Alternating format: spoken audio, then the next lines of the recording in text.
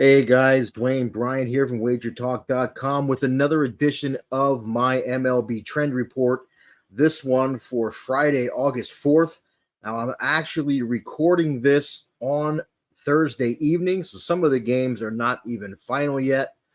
So that's going to limit to some degree the amount of trends that I have uh, at my disposal at this point when I actually go to handicap the games early in the morning, Friday morning, uh, with all the games final and the database updated. I'll have more trends at my disposal at that time. But necessity is that I record this on Thursday night. So let's just get right into it. And guys, as always, a reminder, please do not make any bet based on any single trend, angle, or piece of information. Simply use the information in my videos in addition to the handicapping that you did on these games. And trend number one, and we are going to look at the Toronto Blue Jays this season when they play on a Friday. And we'll hit the SDQL button. And you'll see that the over-under is 113-3, so only one over, 13 unders, 3 pushes. These games stayed under by an average of 2.5 runs per game. Nice 65.8% ROI on the under.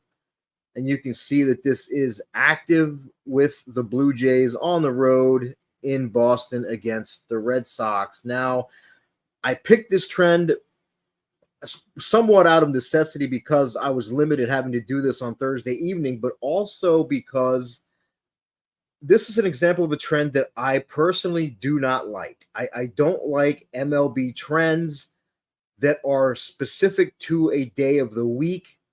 I do believe that these teams and players ebb and flow throughout a long MLB season. And you'll hear me sometimes say things about a starting pitcher that in his career, August was statistically his worst month in his career. And I do believe there's some validity in that. However, I just can't get behind trends like this that refer to a specific day of the week, especially when it's a team trend. So the pitchers are the starting pitcher for that team is different, and it's just not a trend that I personally like. So while I do trend videos, I'm not somebody that just blindly bets based on any trend I can find, and I'm not looking to grab any trend I can find that supports a play that I like. That's not how I approach it. So, trends is only part of my handicapping process. And there are plenty of trends that I do not like as I'm going through them. So, having said all that, let's move into trend number 2. And for trend number 2, and guys, if you haven't already, please hit the subscribe button and hit the bell for notifications. I would greatly appreciate it. For trend number 2, we're going to go back to last season. We're going to look at the Braves on the road, capital A for away, against National League opponents. So their opponent's league is National League.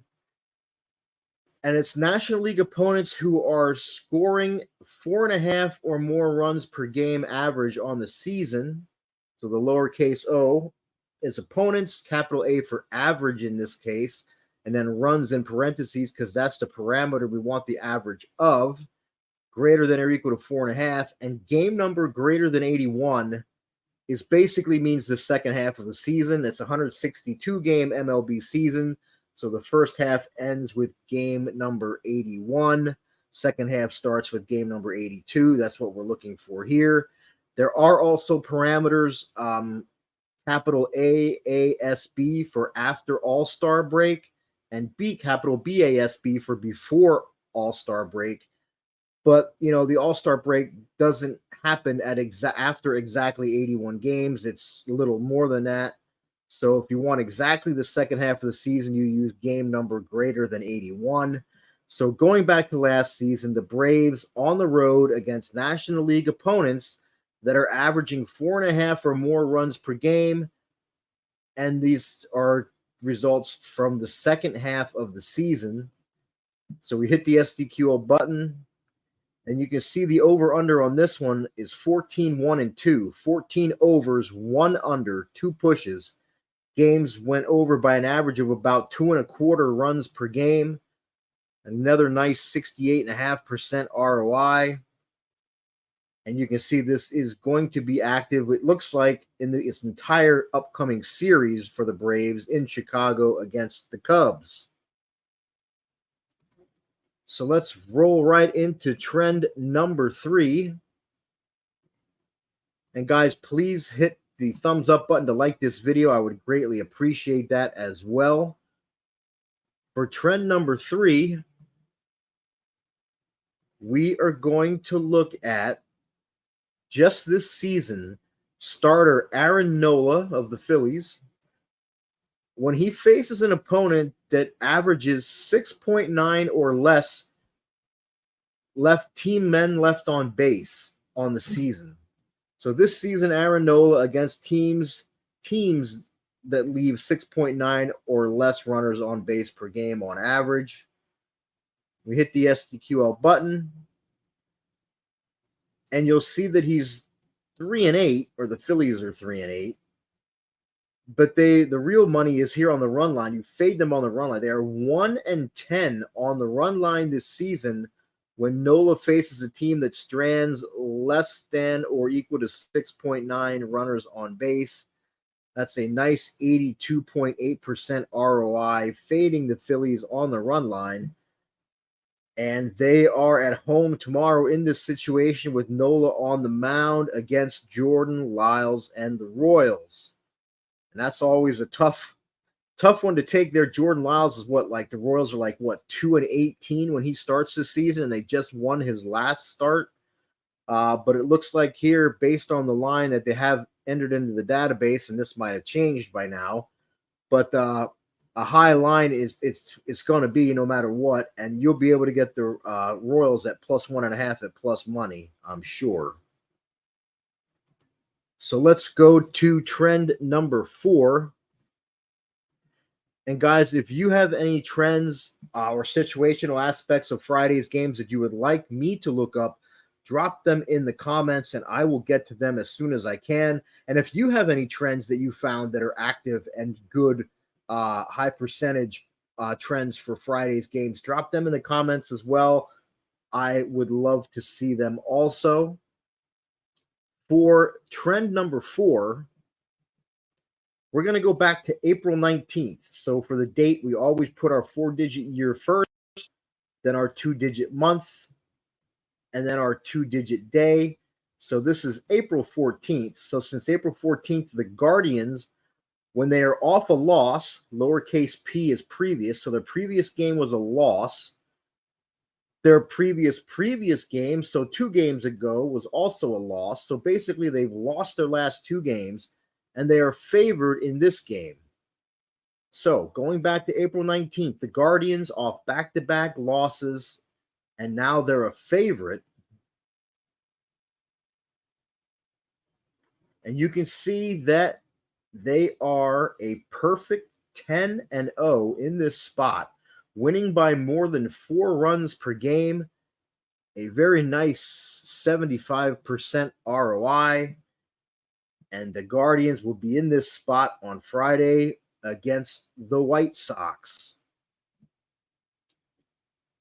And that is going to bring us to the final trend of the video, trend number 5. Before I get to that one, guys, just a quick reminder on the football special that I've got going on right now. And the Hall of Fame game is going on as I record this. I did not play that game.